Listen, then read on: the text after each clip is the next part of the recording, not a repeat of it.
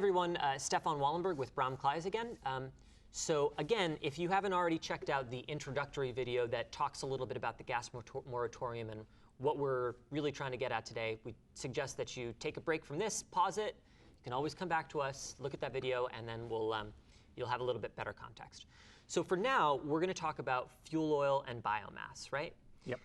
So these are technologies that people are probably pretty familiar with. Fuel oil is very common in New England, especially further north where there's not quite as much access to natural gas. Right, yeah. Fuel oil is one of the traditional heating options, very well known. It's been around since forever, so people know what they're getting into, but have become increasingly wary of the cost of fuel oil. Right. So now with the natural gas moratorium, people are in a pinch because they might want to switch away from oil to something else, to natural gas, but cannot at the moment. Biomass pellets, wood burning, I mean, it's around since forever, since we started using fire, basically. But the pellets that we're talking about today are really very advanced, very clean burning, automatic.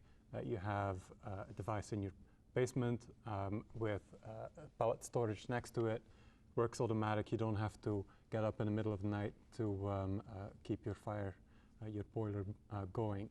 That's a big one. That's definitely a big one. You need to, a couple of times over the winter season, empty it out, clean out the ash. Mm-hmm. But that's basically it. Works very similar to oil, which is why we kind of combine them, in the sense that you have a truck coming to your house delivering pellets. That's also where some of the challenges actually, frankly, might be on the Cape. Today, the pellet delivery on the Cape is not quite up to the level what it is in other parts, especially western parts of the state are, although it's increasingly getting better. And you can get pellet delivery on the Cape.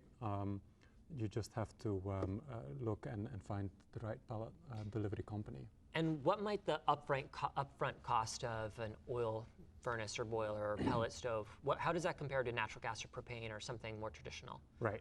Yeah, that's a great question. An upfront cost of an oil versus natural gas is very similar.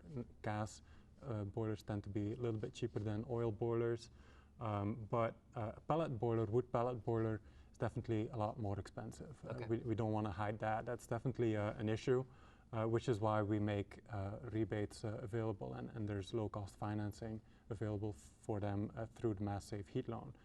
But to give you an idea of the order of magnitude for a pellet boiler with the storage unit, you're talking $20,000, a bit over $20,000, compared to anywhere between $8,000 to $10,000, depending, like for an oil boiler. So substantially more expensive upfront, but the pellets are cheaper than oil.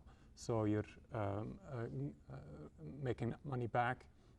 There's cost savings over the life cycle of using the pellet boiler. Great. So for people that have oil and are familiar with that, or people that are looking to install a new heating system, a pellet boiler might make sense. Higher costs up front, but they'll see savings over the life of the system. Exactly. And you're using a renewable fuel. That's great. So you're reducing greenhouse gas emissions, which is obviously good for everybody and is helping us meet our climate targets. Great. So those are some more options for you to consider. Pellet boiler, high costs up front, savings over time, also lower emissions. Another great option for people to consider. Check out some of our other videos, which will talk about other options as well. Thanks.